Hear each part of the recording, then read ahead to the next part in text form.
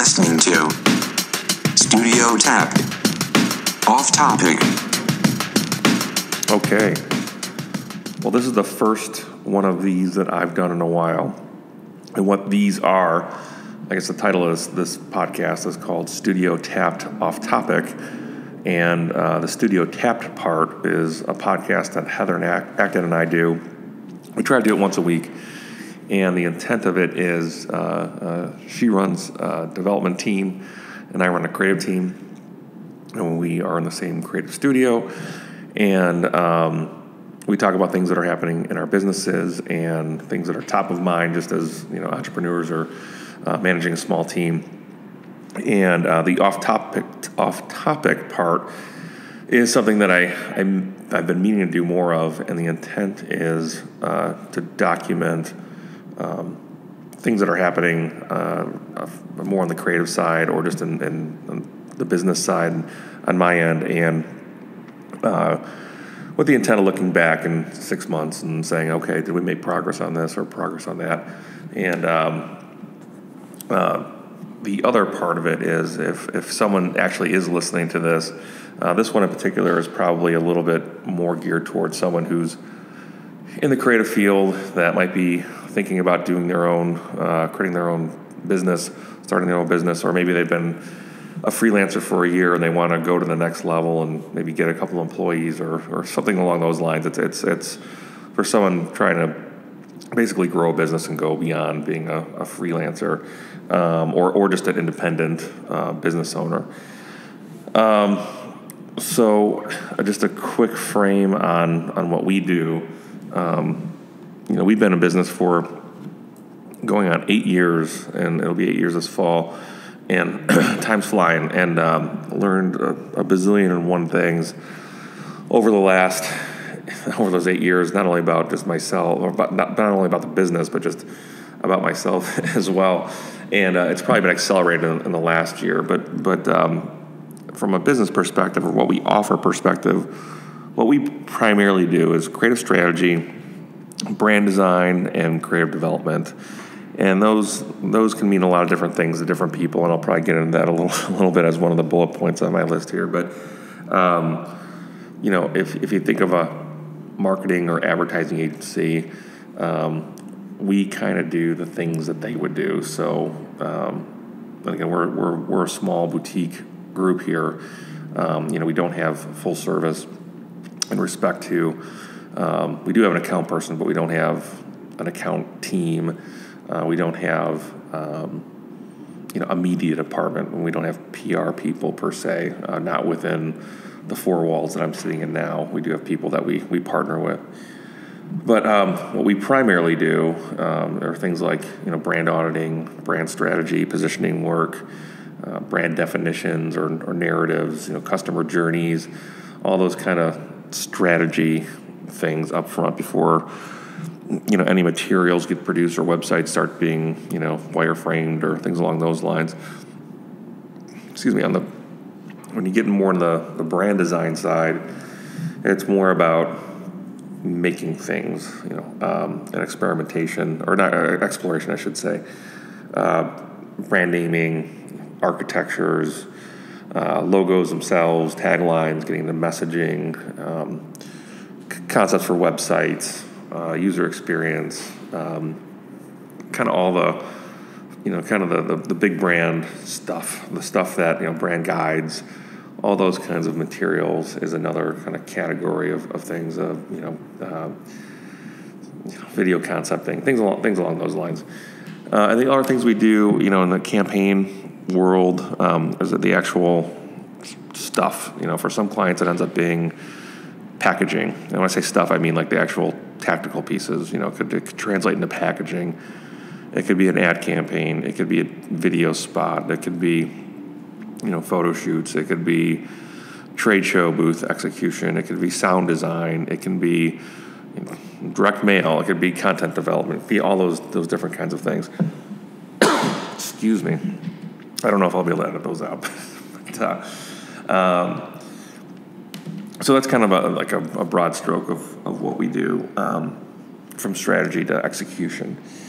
And the quick journey of things is I'll just kind of go back even just a couple years. A couple years ago, we were teaming up with another group, and it didn't work out. So we left that arrangement about a year ago today, within a couple days. So this isn't necessarily a 1-year anniversary by design. Just so happened that it's probably just the right time to do this, kind of looking back. So I've just kind of, over the last couple of weeks even, had some, not insights, but just kind of clarity on some things about the way we've been working over the last few years, if not the full 8 years. And I'm just wanting to get them down. And some are big and some are small. So this list is by no means a complete list at all. And I'll probably do another one of these at some point when I've got more time to think about it. But in the last year, and I've heard this before, but it's become a little clearer in the last year. And again, this is for people thinking about starting their own agency team, or a freelancer thinking about hiring people and kind of growing a business, or people that have been doing it for a couple of years. I am, I guess my first observation is I am shocked at the number of clients that we currently have that still ask us things like, do we create content? Do you guys have a writer? Do you guys build websites? It's shocking, and I guess the insight is, for me at least, is as a company, and this is on me, we've done a horrible job of explaining what we do. It's incredible, and I think what we think, or I think that if we've been doing work with someone for a year, they've got a good handle on what we're good at, how they can partner with us.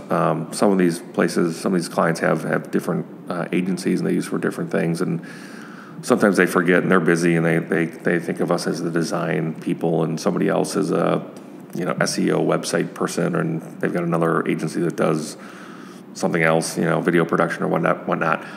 So I can see how sometimes some clients can get confused between their groups, but it's I wouldn't say every client, but I've probably had this conversation 3 or 4 times over the last year where people that I would think that we've had good relationships with are still asking what we do or what our capabilities are. So I guess the takeaway is if you're starting your own business, not only do you have to be crystal clear on your website and any kind of materials, but you've almost got to be preaching the story to your clients pretty regularly. And I don't know, maybe this might just be something that's a function of me and who I am. Like a quick story is when I started out in this business, originally my portfolio or my book, I had tons of tactics in there. In my first real agency job, I had a direct mail. I worked for a direct mail agency, and we had some conceptual stuff, but a lot of it was really tactical. I mean, it was direct mail. It was envelopes and letters and postcards and parts of programs, and there were ideas in there. But what the end result was these packages, these direct mail packages, and I would shop my book around agencies, and they would say, "Hey, we like your work, but there's not a lot of concepts in here. Do you have any concepts? You only have like 2 conceptual pieces." So over the course of the next year or so, all I did was I thought, man, I've got enough tactics in here to last a lifetime. Why don't I just start focusing on the concepts? Because that's what I want to do anyway. I really want to be focusing more on the brands and kind of the classic advertising side of things rather than the direct or the kind of the more below the line tactical things. And that went on for a year or two, and my book started to evolve.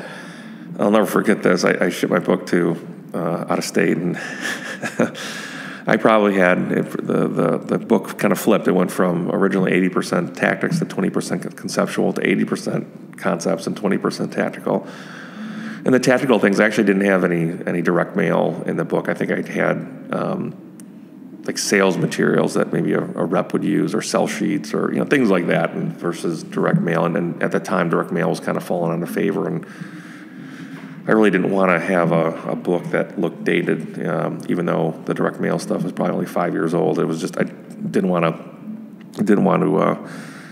include it. So I went to this agency that was interviewing me. Again, was very brand focused. That's all I ever talked about. And then my book circulated within the group, and got a couple callbacks, and interviews went really well. And the one phone call that I got back with the objection or concern was, yeah, we really like your book, but we don't see any direct mail in here. I almost fell out of my chair. So, I've been fighting this. We're not 100% sure what you do, or do you do X, Y, or Z? Almost my whole career. It's part of this is I've never wanted to specialize in something super specific.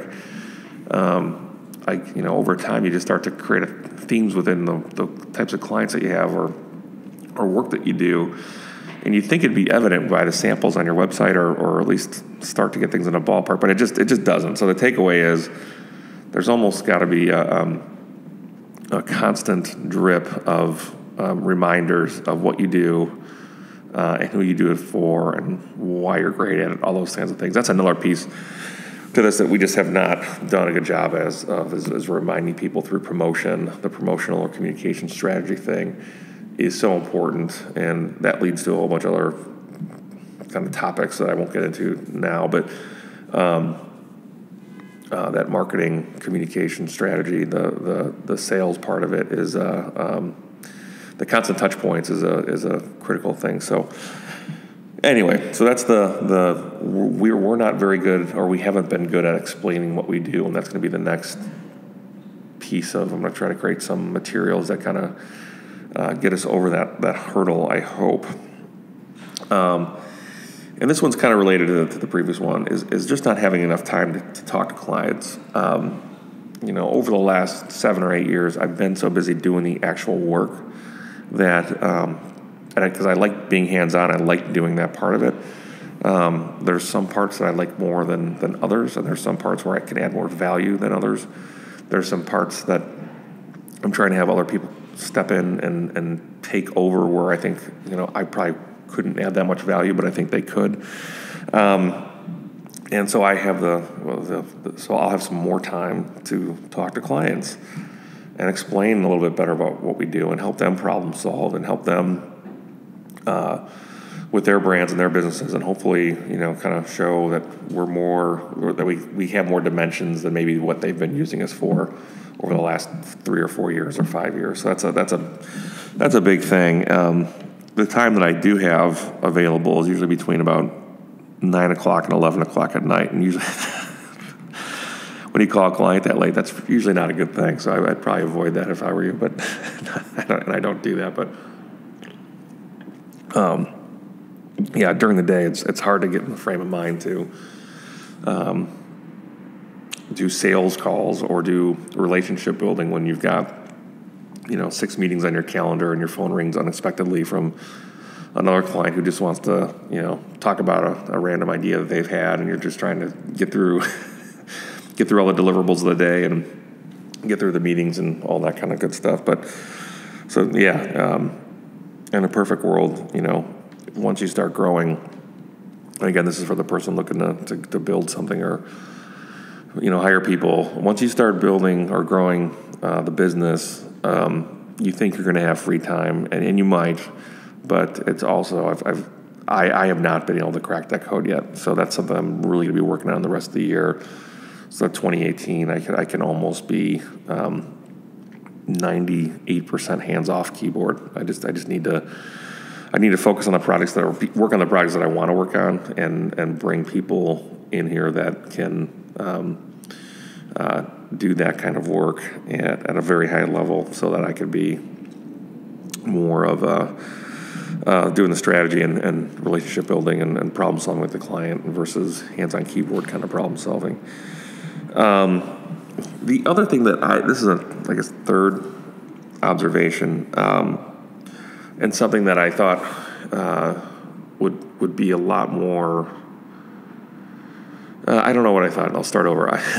This next thing is, as a creative, growing up and professionally in the creative departments within agencies of marketing companies or branding agencies or whatever,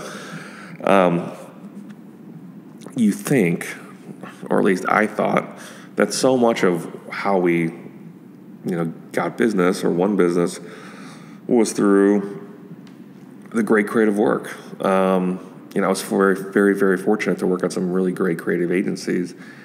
And, when you win a pitch, you'd hear, oh, I just loved our work, just outshined the other agencies. And that work is, in my mind, was always the creative part. And obviously there's a lot more things that happen upstream, from the relationship side of things, from a reputation side of things, from the account management style kind of things, from process things, from operational things. I mean, there's all kinds of parts and pieces that go into the work that goes into a pitch, as well as, the things that are in clients' heads or that are important to clients. But the one thing that people would always come back with was they just loved that our work outshined agency X or whatever. So in my mind, I thought, well, all we have to do is have great work, and we've got some great work, and we do work with some great clients, and it'll just start to build on itself. Somebody else will see us, and they'll just see how great we are, and it'll be really easy. Well, guess what? I don't think we've won a piece of business based on our work alone. And I'm not naive enough to know that that's all it takes, but I would have thought by now, would have heard that the work is one of the main reasons they've picked us. So often it's been a word of mouth thing, a reputation thing, a referral, what have you, a previous relationship, the same kind of ballpark of stuff. But and I think the reason I think that the work probably I overemphasized the importance of the work was that I thought that clients, well, not all clients when they're looking at that, some do, but not all really know what they're looking at. And the problem that you solve for client A, or whatever business or client or category, may not apply at all to this other group looking to work with you or work with a new agency. And so sometimes they have a hard time applying your work to their business situation. So that's as much as I'm a creative, so I believe in the work, and I believe it matters, and I think it does. But I think in the sales process, at least at our level, it's less of a it's a bar to entry, but it's usually not the thing that that clients. It's not the one thing that clients are looking for 99% of the time. It's usually a whole bunch of other stuff. And as a business owner, that's really opened my eyes. I think it's kind of a tangent here, but what I've noticed in the last year, and probably the biggest complaint that I've gotten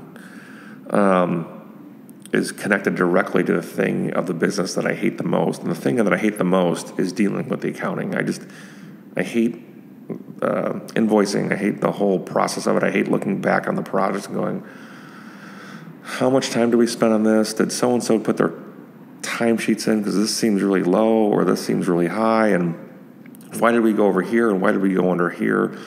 So it's all those things that it just exhausts me. And so shame on me. Usually it becomes the lowest priority on my list, and so billing's gone out late. So things that I think clients really care about, and I get it now. I didn't get it when I started this, is being timely with your billing. So that's, I guess, another kind of word of the wise of people starting to grow. It's you wouldn't think it's a big deal, and I didn't as a creative, but it's a huge deal. And so I think the other part too is I think the other thing that I've learned, going back to the work part, is the creative side of things is only a part of your story. It's not the story about your business or your company or your agency, what have you.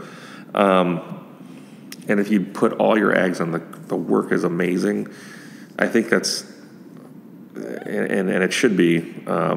And clients will appreciate that, but I think that you're not telling the full story. I think it's a piece of it for sure, but it's not the whole story. And I think when you're telling your story versus another group, if you leave other things that are important that are out, I think it's just gonna show. And it's probably showed for us. You don't have those conversations if you don't win a pitch or something along those lines, or if you do, a client will tell you some nice things and try to give you a reason why they went with another group. But so don't put all your eggs in one basket. Meaning don't focus 100% on the work. Focus on other parts of the business as well. So going back to the 7 or 8 years ago, I started this with myself and a writer, Brian. I brought in another writer, Peter, at some point in time, and worked on a different lane of business, and brought in a couple designers. And the point was, we were always creative focused, and I kind of by default ended up becoming like the account person, if you will, or account person / project manager / new business development person, and as well as doing the creative and trying to run the financials and everything else. And originally I thought it'd be really cool to have an agency or an agency group or a creative team, whatever, we didn't have a traditional agency model. That was kind of the whole idea behind C2.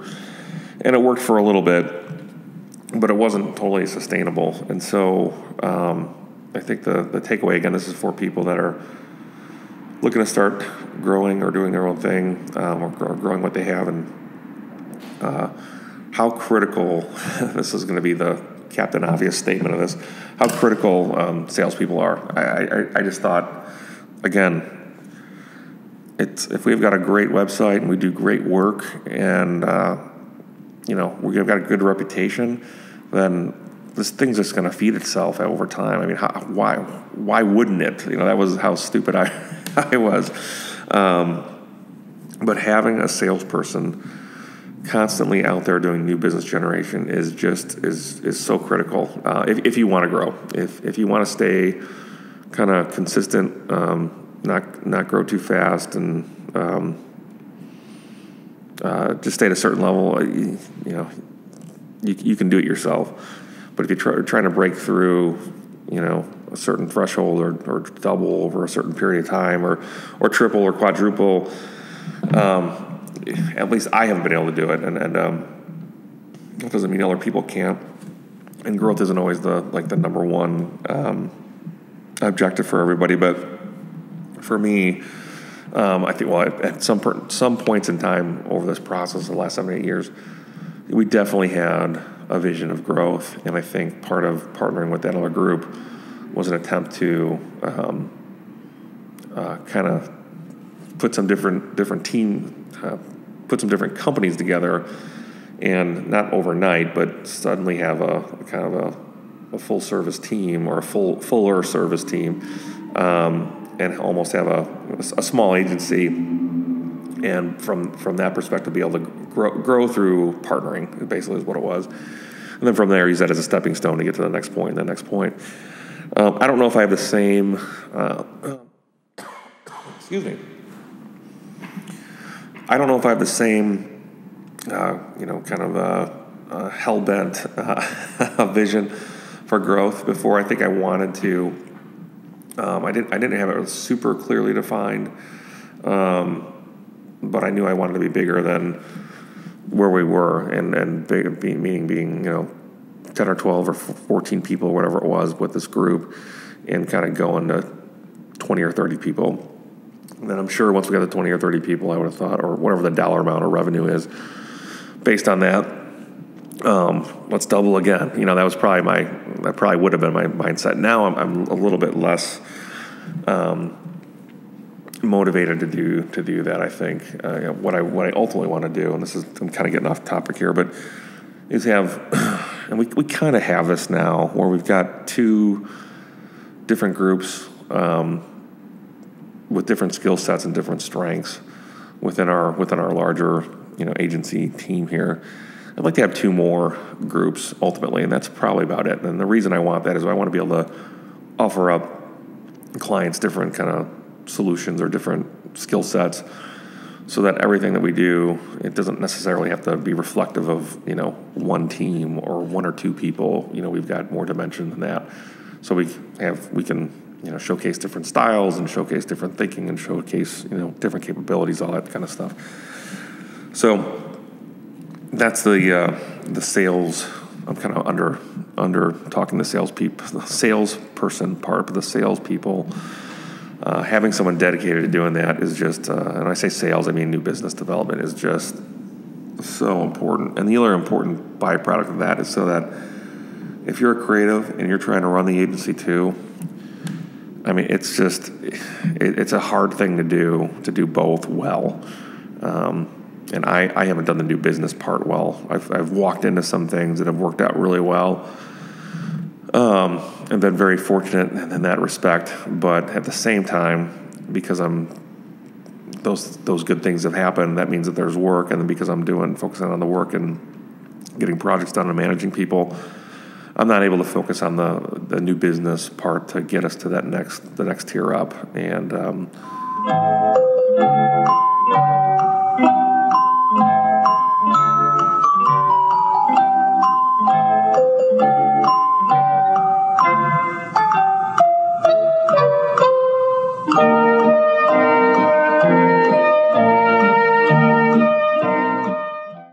it's hard for you to go chase after clients that you think would be a good fit for the agency and start those conversations and try to build that connection. So, and that, again, this kind of feeds into the next bullet point I've got here is the boundaries. I think for the first, 7 or 8 years, or at least the first 5 or 6, I definitely had no boundaries at all about my time, about what we were doing, just said yes to everything, and there's definitely a time and place for that, especially in the beginning when you're just trying to, feel your way through things. And some people would say that's not the time to do it either, that's the time to be really focused. But I think in what we were doing, I think saying yes was a good thing. And there's a point where you almost have to, you don't realize it, but you have to start saying no to people, and that's not in my nature. And I don't know when this threshold starts to happen. Not saying that you're saying no to people, you're just saying no to things that are probably not the right fit for you, whether it's not the right project or not the right arrangement. And their arrangement means, it's not the right timing, it's not the right amount of money, it's not the right caliber of project. Maybe that's a bad way to describe it, but just maybe it's a kind of company you don't want to focus on anymore, or a category you don't want to focus on anymore. And at some point, I think over the last year, I've started to realize, wow, I need to start putting these boundaries up. Boundary number 1 is, I try to make myself available to every client almost around the clock. And again, that's a great thing from a customer service perspective, but a horrible thing from trying to build a business and perspective. So over the last few months, I've been trying to get better about putting boundaries up around things, around my time at least, just across the board. What else did I have to say on that? I can't remember. I probably had a few more great things that I can't remember. But I guess again, going back to the, person thinking about starting their own business, if you can, try to be loose with your time in the beginning and see where things go. You don't want to be too stringent or too strict with your boundaries, and maybe leave an opportunity on the table because you're being really black and white with what you want to do or how you want to do things. But there is a point where you need to start putting those boundaries up. And I'm not the expert on that. I just knew it happened to me, and it probably happened about a year ago, and I didn't realize it. And maybe about 6 months ago, I started to really realize, wow, I've let.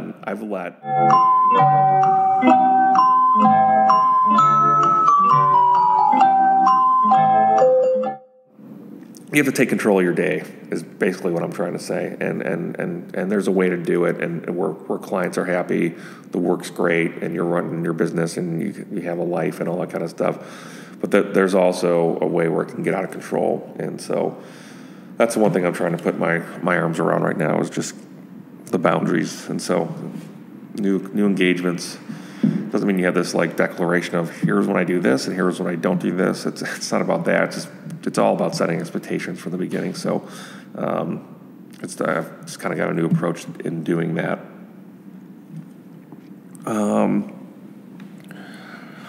And this last one that I have, I don't know if this is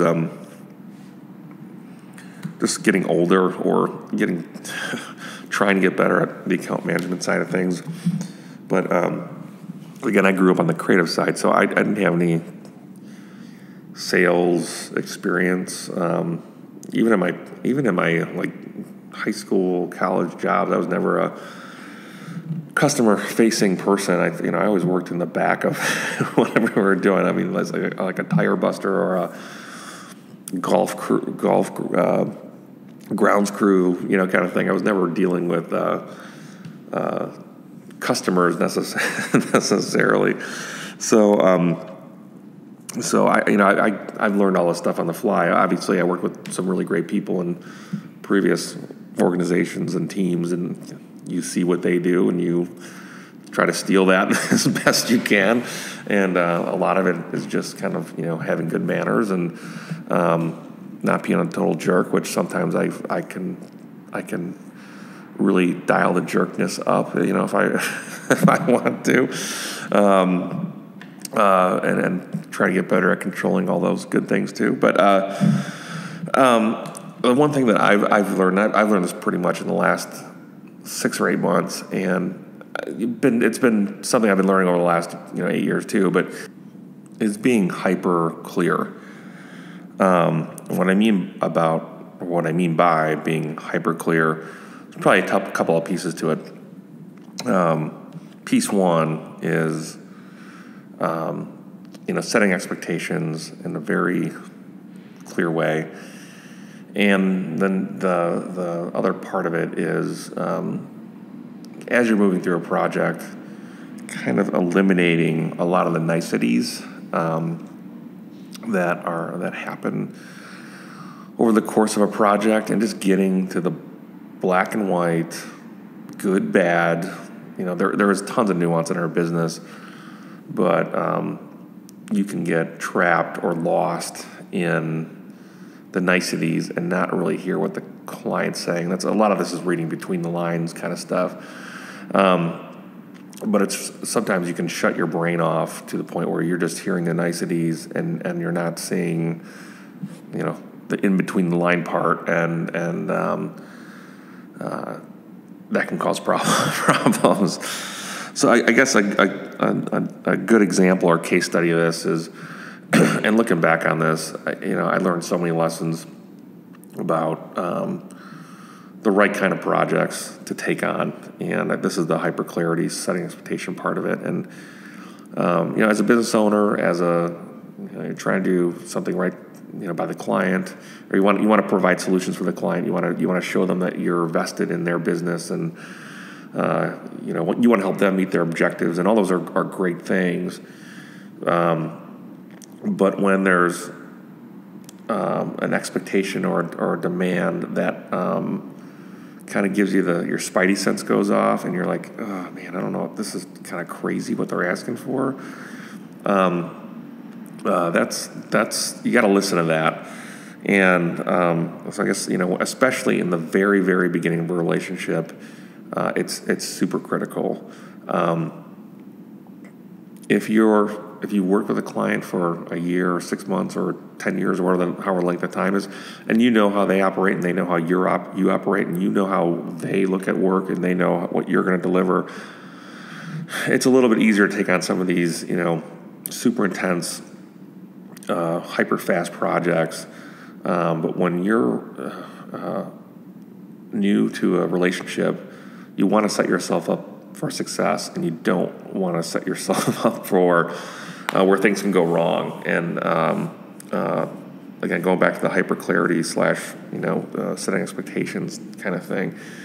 I guess the case study for this is really a project came along in the beginning of the year, and the client had really intense timeline / deadlines, and we moved a lot of things around, meaning people and resources, to kind of clear the decks for this particular client. And kind of the starting point of the project was, can you get this super long list of things done in this super short amount of time? And by the way, we've got to hit this deadline. If we don't, this whole program that we're putting together isn't going to work. And you guys are, C2 is doing, all these, creative deliverables, and there's another company over there doing a website, and we've basically got 4 weeks to get this together. Can you do it? And yes, and you want to show client you're doing it for all the right reasons. You want to help them. You want to show them that you're a good partner. You don't want to say, who wants to say no, and who wants to say no to money? And so there's all those reasons you say yes. And but going back to that spidey sense, looking back on this, the lesson is, just don't set yourself up for one of these kind of suicide runs. It's just looking back, that was not a good thing. And the reason it wasn't a good thing is and I'll get to the hyper clarity part in a minute, is you do this huge push to show the client what you can do.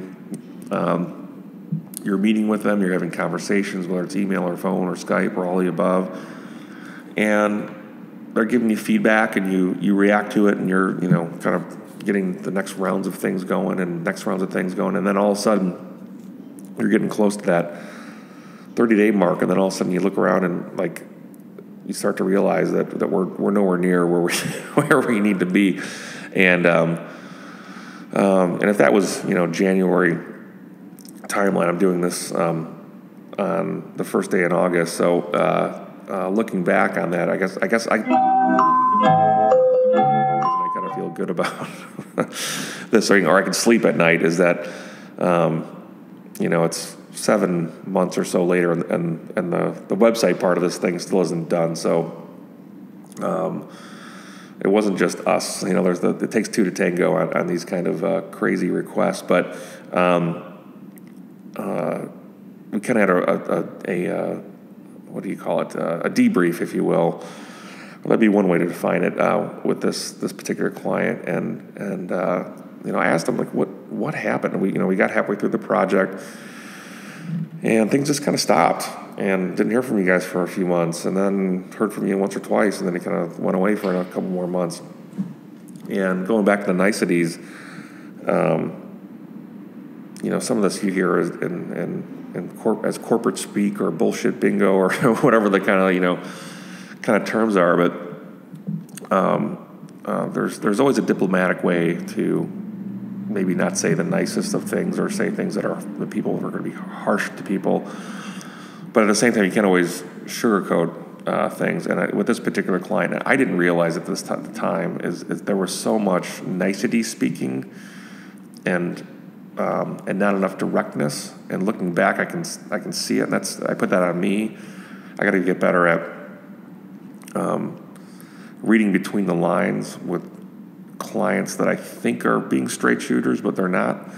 And that's just kind of the environment that I think some people work in, and they work in a world where being direct or being blunt is maybe really frowned upon. So, and we're small, and we're fast, and we're in your face, And we're used to people, either being really direct with us or, running with us and telling us what they think and not sugarcoating things. So, that led to a lot of miscommunication in the project. So I guess my point is to the person out there who, thinks they can do it themselves or I'll take that back. To the person that's out there right now who's looking to grow and build a design business or a creative business, the art of hearing what your client is really saying is a tough one. Some clients are really good and really direct, and there's no translation needed. Other clients are a challenge, and this is something where I thought I had a handle on it, but every once in a while somebody comes up and you're like, oh, okay, I really gotta pay attention to this person and what they're saying and really kind of like parse out certain words. And the thing I've been doing lately is, if I still have a couple of clients like that, but I've known that's how they are, so it's just a little bit easier for me to manage and identify it. But the technique I've tried to do, and I had with this account as well, is I let them talk for 2 minutes or 3 minutes and do their thing, and then I just politely say, okay, everything you just said, can I just play it back to you in super clear language so that I've got to process correctly and you can hear me process it. And I'm going to talk like I'm 6 years old just to oversimplify everything. That doesn't mean there's not nuance on it, but I'm just trying to get like hyper clear direction. And the other takeaway on this is set yourself up for success. Don't jump into these crazy projects with crazy expectations and crazy timelines on project number 1 or project number 2 or even number 3. Most creatives, and myself included, we're not afraid of tight deadlines or crazy projects or maybe even kind of crazy expectations. If you've worked in this business for any length of time, you've had a steady diet of that. So that's not the hard part. The hard part is getting to a place with a client where you know what you can expect from them and they can expect from you. And so that's kind of I guess that's the takeaway on this is don't jump into something that where things can go off the rails very early. Get some early successes, some early wins. Try to understand how the client operates, understand their process, have them understand your process, build that trust. That's the whole part of it, too. And because remember, kids,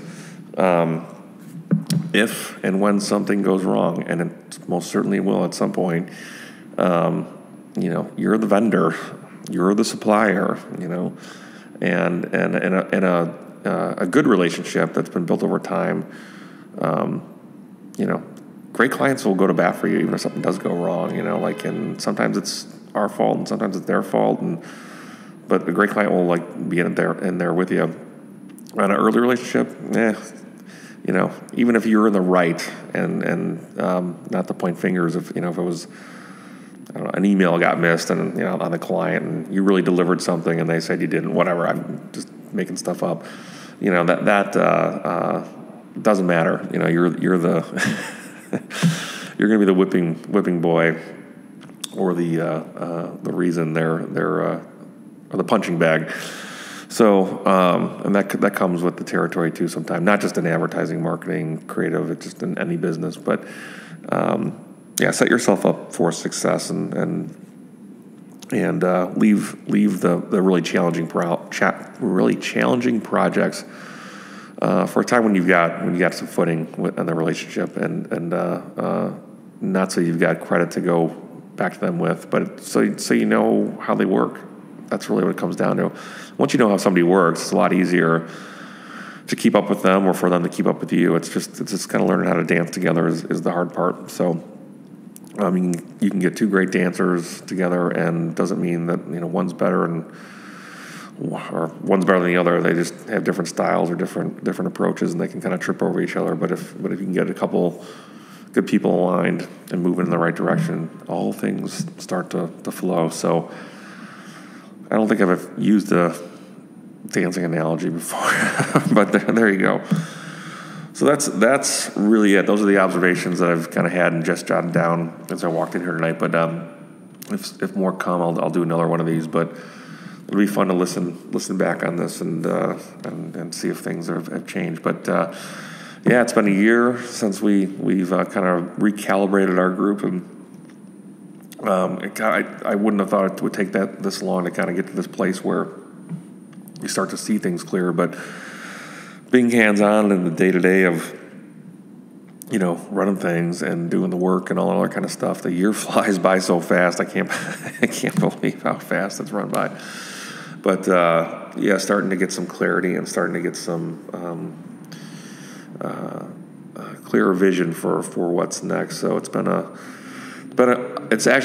challenging year, but it's been a really, really interesting one. And I think in the grand scheme of things, it's going to be a catalyst for a lot of good things to come. So that is it. So thank you for listening. Hopefully this was of value to somebody out there, and hopefully we'll get another Studio Tapped done soon. I know in the next couple of weeks we've got a lot of travel coming up, but we'll get another one of those out. We've got a lot of good ideas that are probably better than the ones we've done recently. But until then, thank you.